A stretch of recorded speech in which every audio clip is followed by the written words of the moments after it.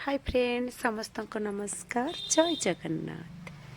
चलतु आज मो किचन रे बहुत चिकेन गोटे केमती माने कम समय भितर रेसिपी तैयारी करछि कौन कौन मसला पकाउछि आपण मानक संपूर्ण वीडियो देखैबी।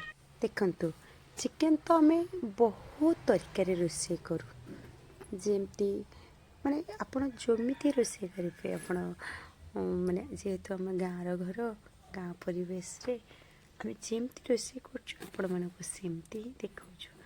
आज मोर किचन रे मिल ऑर्डर बहुत ही थिला। गोटे बड़ कड़े चिकेन बसुची जेहेतु मोर 70 लोकों पूरा देसी कलर बाड़ जो चिकेन से चिकेन तरकारी जीव जेहेतु मत बेला बेले भी रोषे बसैबार थिला मो बेला बेले भी रोषे बसैली आउ से पाखे मत 11:30 ରୁ 12ଟା ଭିତରେ ତାଙ୍କ ପାଖରେ ପହଞ୍ଚିବାର ଅଛି। ମୋର ଯେହେତୁ ତାଙ୍କର ପ୍ରୋଗ୍ରାମ୍ ଅଛି ଅଫିସିଆଲି ପ୍ରୋଗ୍ରାମ୍ ମୋତେ ଟାଇମ୍ରେ ପହଞ୍ଚିବାର ଅଛି।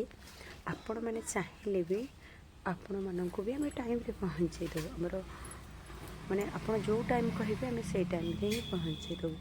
ଆଉ ଆମେ ପରଫେକ୍ଟ ଖାଇବା ଆପଣଙ୍କ ପାଖରେ ହିଁ ଦେବୁ, ଖରାପ ଦେବା ପାଇଁ ଚେଷ୍ଟା କରିବୁନି।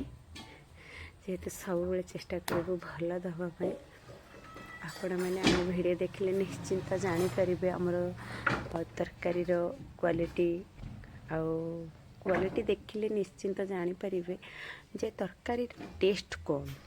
आम अधिक किसी मसला ही व्यवहार करूँ जमती कि सपोज आम जमती सबुदिन रोषे करूँ आमर घरे मसला एमती लंका गुंड हलदी गुंड जीरा पाउडर टिके कलर पाई मो रेड चिली पाउडर व्यवहार कली। मसला मोर ऑलरेडी भल कि कषि आसला कारण बहुत ही चिकेन तार तो अधिक ही मसला टिके लगे। आपण मैंने चाहिए भी आमर मोबाइल नंबर मु दे देछि आपण मैंने चाहिए भी आमको मिल पे ऑर्डर करें आ बहुत टेस्टी खाଇବା ଆପଣଙ୍କ ପାଖରେ ଆମେ ପହଞ୍ଚାଇ ଦେବୁ। ଆପଣ ଥରେ ଅର୍ଡ଼ର କରିକି ଦେଖନ୍ତୁ ନିଶ୍ଚିନ୍ତ ପରଫେକ୍ଟ ଖାଇବା ଆମେ ପଠାଇବୁ।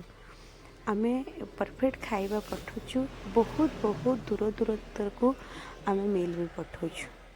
ଦେଖନ୍ତୁ ମୋର ମସଲା କଷା ଅଲରେଡ଼ି ରେଡ଼ି ହେଇଗଲାଣି।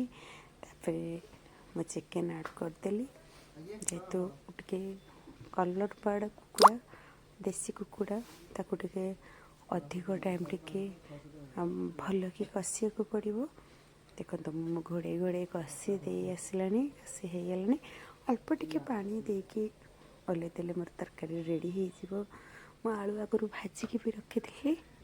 देखो तरकारी कलर कलर रे ही जना पड़े तार क्वालिटी केमती।